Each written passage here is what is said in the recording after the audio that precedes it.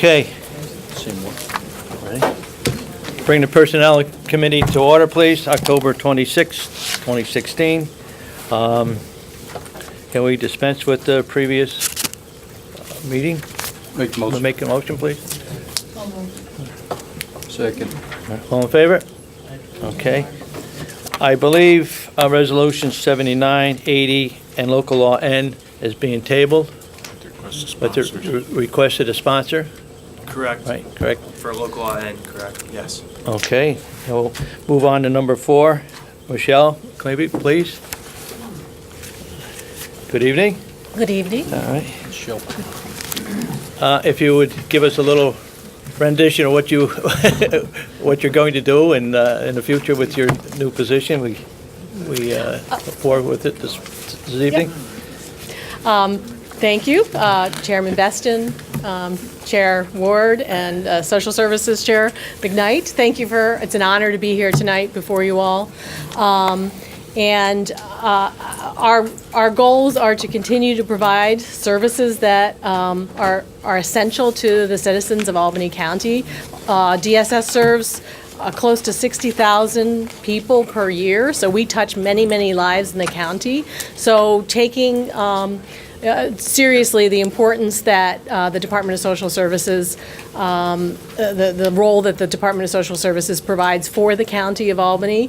There's several things that we're already working on, such as working with our community providers and enhancing our partnerships with the community, the organizations that we contract with, and other community providers that provide support to our clients as well. Coordinating, collaborating, working on kind of looking at the maybe the reputation that DSS has sometimes for not being responsive or to our clients in the best way all the time. So improving customer service in the as much as we possibly can, and making sure that we're providing people with the benefits to which they're entitled, that our seniors and disabled folks are protected and receive the services that they need, and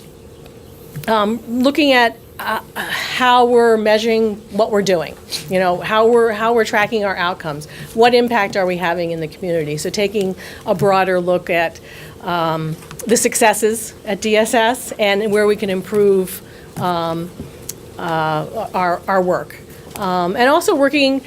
I think I see our jobs as leaders. Myself and the deputy commissioners and the directors, providing support to the staff of DSS so that they can provide the support to the community. So we're there to make sure that they have the tools, the support, the training, whatever they need so that they can do their jobs for the community. Very good. That's just a little bit. All right.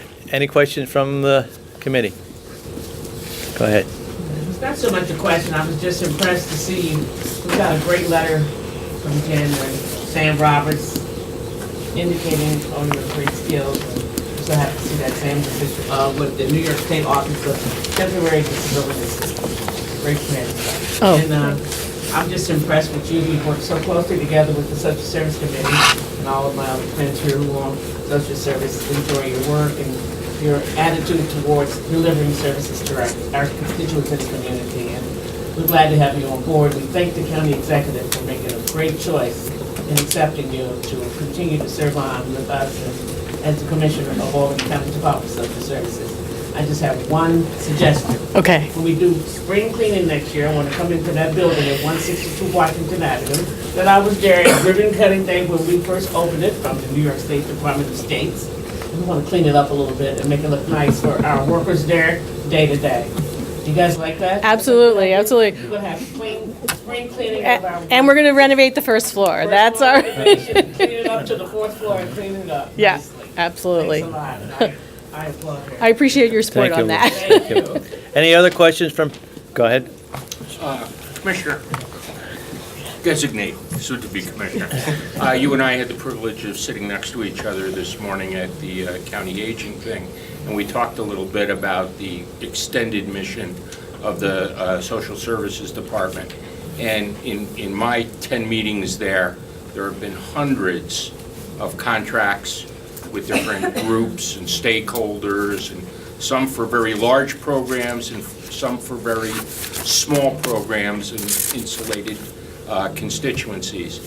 Do you have any kind of a philosophy, sort of how to weave this together holistically to generate better outcomes for the people that we're providing a safety net for? Right, well, as I said, first and foremost, our job is to make sure that people who are eligible for benefits are getting those benefits in the most timely manner possible. So that's kind of our number one mission and goal. Then we're mandated to provide a lot of other services that you see, contracts coming through the Social Services Committee.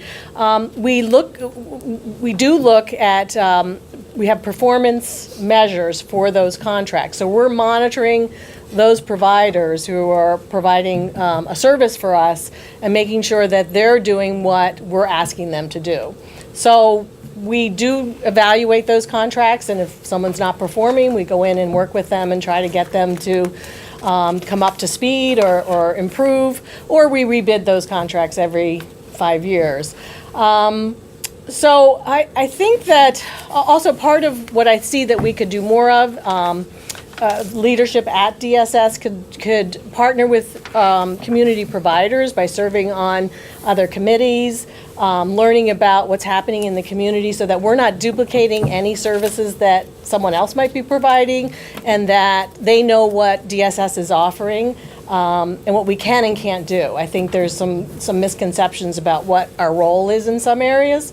So I'm hoping that every contract we have is a useful contract, and that there's not a duplication in effort in any of the contracts that I've seen come before us. So I'm not sure if that gets at all to your question. Basically talking about how do you integrate the whole pie. And I was interested to hear you talking about developing metrics which you can track progress in the future, because as resources become harder to come by and you have to live under tax caps and the like, you got to make sure you're prioritizing whatever resources Right, are available. and that the providers are performing according to what our contract asks of them. So, Okay. All right, I have a motion. Mr. Chairman? Oh, I'm sorry, Mr. Finn, go ahead. So I'm happy to hear that you talked about Right. increasing customer service, because that's something that I often hear from my constituents, is that some people have had some complaints about customer service at Social Services Department. So, but I was wondering if you go into a little more detail on what specific steps you plan to take to basically to increase customer service, make the place more of a place where people have an enjoyable experience, and maybe it's not going to be the most enjoyable, but a good experience where they get the services they need and, get that in a timely manner. yeah, I know that since I came from kind of the outside, and so I was a provider that had our clients utilize DSS, and so I had some of those same images of DSS. And then the last couple of years being inside DSS, I see some of the challenges that the staff face in dealing with the constituents. Several hundred people a day come through the doors, and nobody comes into DSS who's not desperate often. I mean, this is kind of the last place they really want to be. So they're often in pretty dire straits. There's a lot of people with mental health issues, substance abuse issues, a lot of problems that come through the door. So our staff have a lot to deal with.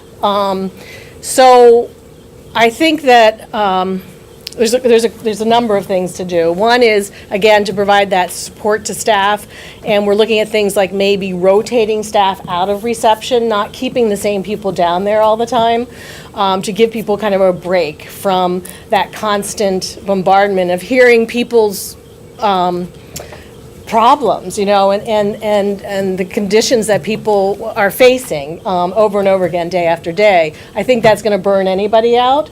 So that's one, providing training, support, a break, a proper supervision to, to mentor the people at the windows, to catch them doing something good, and then also correct them if they observe that some way that they may be kind of being short with someone or something like that.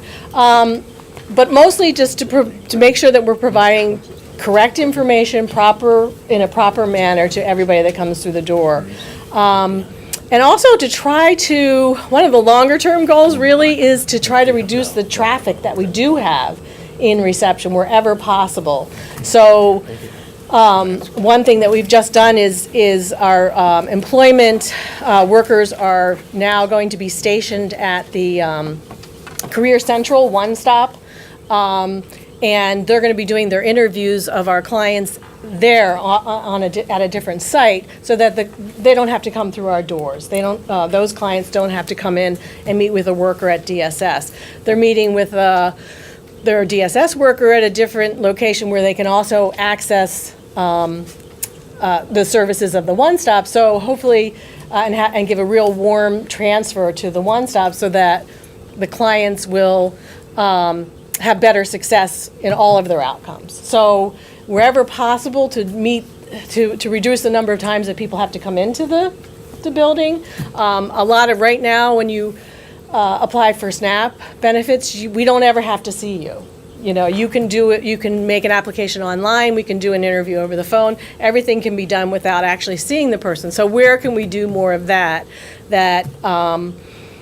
they don't need, it's not necessary for them to actually come in.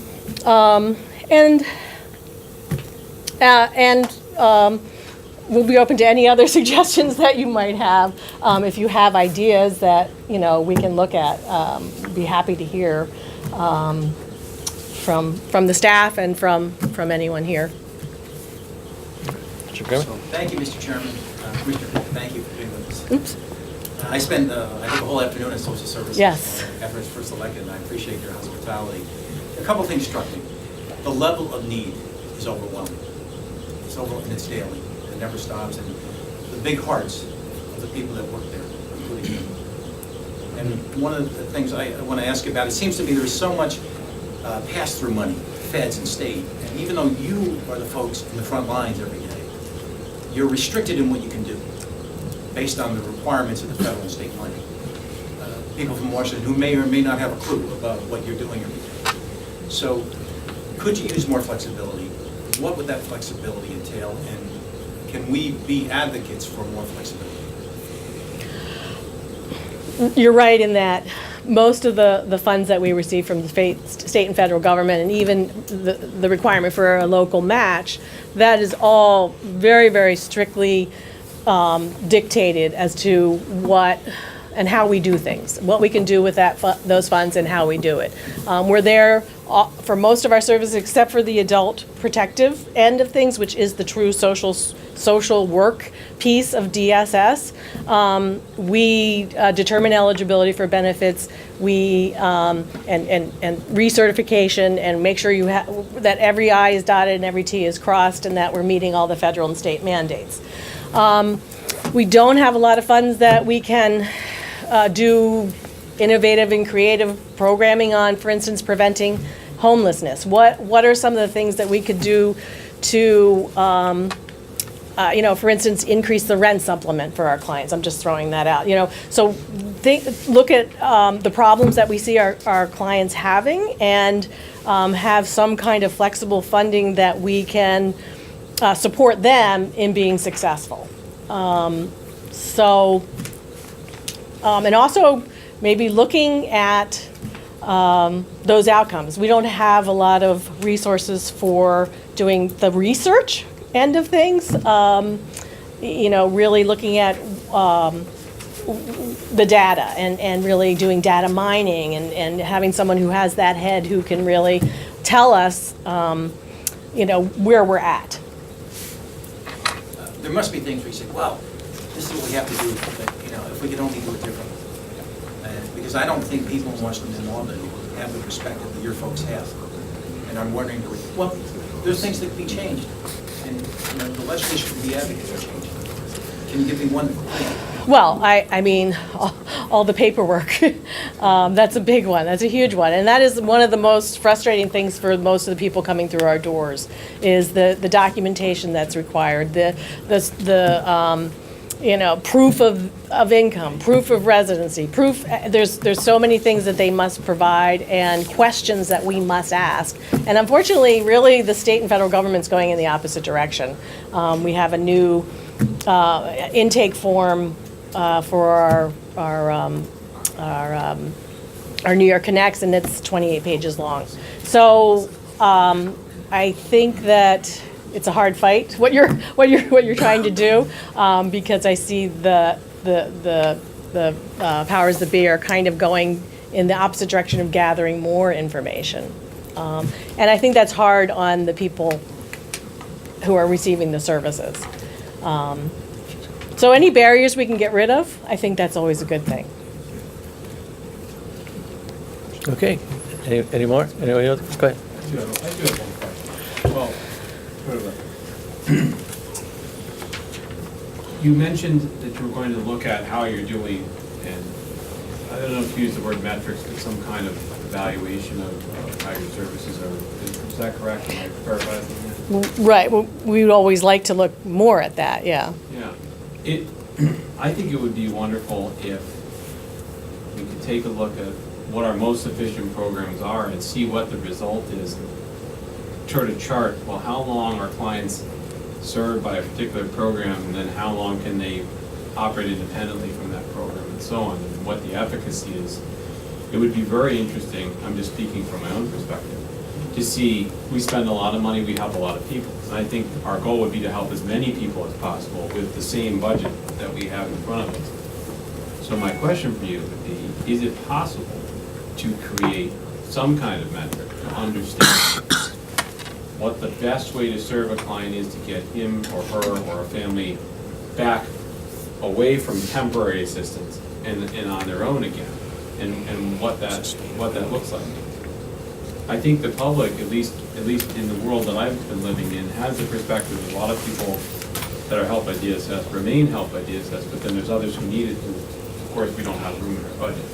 So it would be my goal to help as many people as possible by using the most efficient programs to help people in the most effective programs and get them back to the point where they don't need us anymore. And so I'd be curious to see if there's any initiative within the department to work from that end, to see how quickly we can move people to a position of independence. Well, I think that is our goal right now, is to get people to move on from, the first day of welfare. We start working on your last day of welfare. But one thing that we've talked about at the leadership team is, who are those clients that can't get off? Why? Why are they on for 5, 6, 7 years? And maybe they just never can, and maybe they should be involved in a different program. Maybe they should be determined disabled. But we don't know. We don't have enough information to know who those people are and why they continue to have either fail or have repeated instances of needing to come back. So I think that's one area that we've talked about. If we have time, we really need to look at those clients in particular and see what, if anything, we can do differently, and what, who they are and how the community maybe can help them differently as well. Is there any initiative toward accountability-based welfare? Well, I'll let you soon have it. Well, I think that's where we're at. I think that we track every client that's receiving, if you talk about temporary assistance, every client that is receiving temporary assistance is constantly tracked, basically. They have metrics that they must meet. They must be preparing for employment or looking for employment, or we must be helping them to prepare for employment. It's always about trying to get them ready for and engaged in employment. So that is the goal for temporary assistance clients. So that's why we do have contracts with employment training agencies.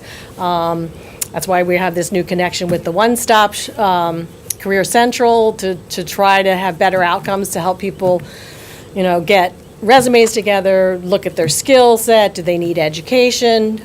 Sometimes people need substance abuse treatment. We send people out for evaluations if they have a drug or alcohol problem that might be preventing them from getting employment.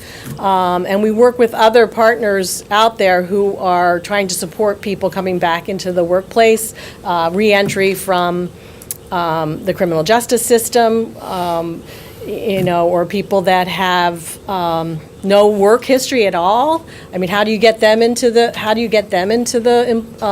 job market? So I think that we're looking at, working with other providers out there that are doing some innovative things to get some of these hard-to-place people jobs. But if they can't, I think there is probably a core group of people who may never be able to enter the workforce, so we need to look at them differently, I think, and get them maybe in different systems. Thank you for taking on this break. My pleasure. It's an honor. What's that? Okay. Can I have, go ahead. All right. All right. All in favor? Aye. Any against? Unanimous. Thank you. Congratulations.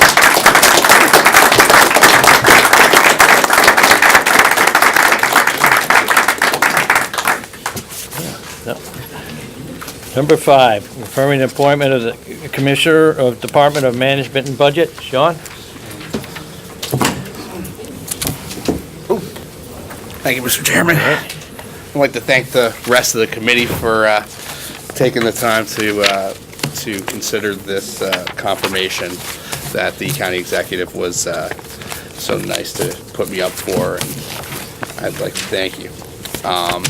Started out pretty much 20 years ago as a food service helper in the kitchen at the nursing home. As I progressed, I was promoted to a stores clerk, and then again to senior management of that inventory departments. Decided to go back to school, work on getting my accounting and advanced accounting degree in taxation, while continuing to work full-time, and was eventually promoted to fiscal officer, where I was afforded the opportunity to prepare the budgets for the nursing home or work directly with the CFO at the time and executive director. From there, we come into close to the present day. Did that for a couple years. Been currently working this last year in the executive's office, pulling some time also at the nursing home in a shared agreement here to get work done, as we currently look for replacing my institutional knowledge for Larry and what he needs out there. I was able to, with the team here, put together the proposed budget. That I think is a pretty good representation, pretty responsible, and I hope you enjoy reading it. I know if you haven't already, because it's a couple hundred pages of numbers. It's a good thing. Thank you. Yeah. Okay. Any questions from the committee? Sean? I'm very intrigued by the aviation science background. Yeah. Do you fly? Yes, I do. Would you like to go sometime? I figured That would Depends. Depends how big a parachute we have. Yeah, that's after the vote, though. I only do big planes. I really just want to make a comment. I know you're very capable of the job. Thanks. We've been around for years, and I just love when we promote people that have been in the system, been in our employment for years, and it just shows that with hard work, you can make it to the top. You've got a big task ahead of you. The next couple of weeks will show you that, but we're all good guys in the end. In the end. We'll come up with a good end product here, and I just wish you the best of luck. Thanks. I think you're up for the test. Appreciate it. Anyone else? I'd just like to say, I'm impressed, I watched your budget presentation today, and for the first time, I think you did a wonderful job. Oh, thank you. Very understandable, and great handouts, and we can all follow you well. And I just wish you a lot of luck. I appreciate it. Thank you. Anyone else? Yeah, I Right. have a question. I love your story. Thank you. Started as a food service helper, now you're Yeah. going to be the management Thank budget. And he flies. Good for you, that says something positive about you, and it says something positive about this county. Thank you. But I'd like to ask you, you've been in the budget process now, what do you see as your biggest challenge? Well, you know, it's a constant draw. It goes with the economy, the amount of funds that you're allowed, you know, and you have to make certain recommendations that everybody, you know, needs to know about, that, so you can make a concise decision on what the most important thing is and the constraining of those funds, and that leading to it during these economic times. As you know, we're in a pretty decent economic time. It's never going to be great, but your unemployment rate's pretty low. Sales tax revenue is pretty decent. All that could change. We're coming into an election in a few days. You know, it's a different outcome, or whoever, you know, changeover is going to have different economic policy that's going to have long-term effects and even short-term effects. You know, as soon as you know, federally next year, that Congress comes back into session. So, Thanks. Anyone else? Can I have a motion? I'll make a motion. Okay. All in favor? Aye. Aye. Opposed? Congratulations. thank you.